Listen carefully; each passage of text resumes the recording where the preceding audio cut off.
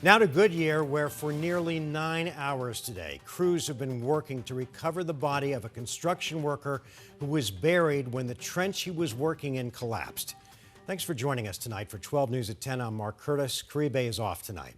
That recovery effort is still going on. It's happening near Lower Buckeye and Citrus Road. That's where we find 12 News journalist Bianca Bono. And Bianca, what's the latest? Well, Mark, it is still incredibly active out here in Goodyear, and it has certainly been this way since about 1 o'clock this afternoon. I want to show you what's happening right now. We're seeing trucks focusing in on that trench there and just removing dirt as quickly as they can. This construction worker has been buried in this trench, as I mentioned, since about 1 o'clock today. Initially, first responders were trying to rescue him, hoping he was still alive. That has shifted tonight as they continue to try and recover his body.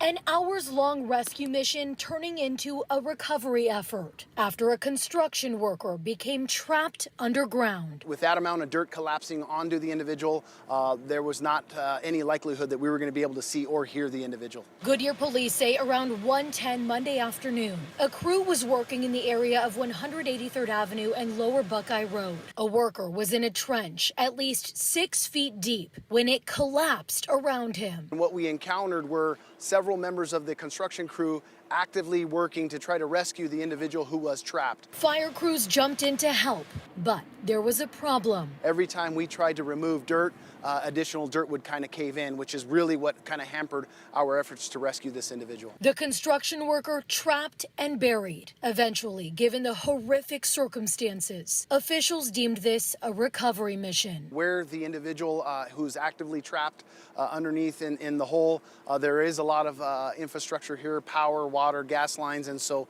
in order to really make sure that we're doing it safely, we're not putting anyone else in danger, we have really slowed down the operation. As the day turned to night, the efforts to recover the construction worker's body continued. As first responders worked to navigate the utility lines in the area, Goodyear police are working to figure out exactly what happened that led up to this construction site nightmare.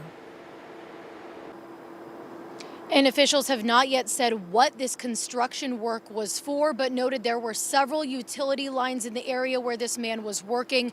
Again, they are still trying to recover his body tonight. We're live in Goodyear. Bianca Bono, 12 News. Bianca, thanks.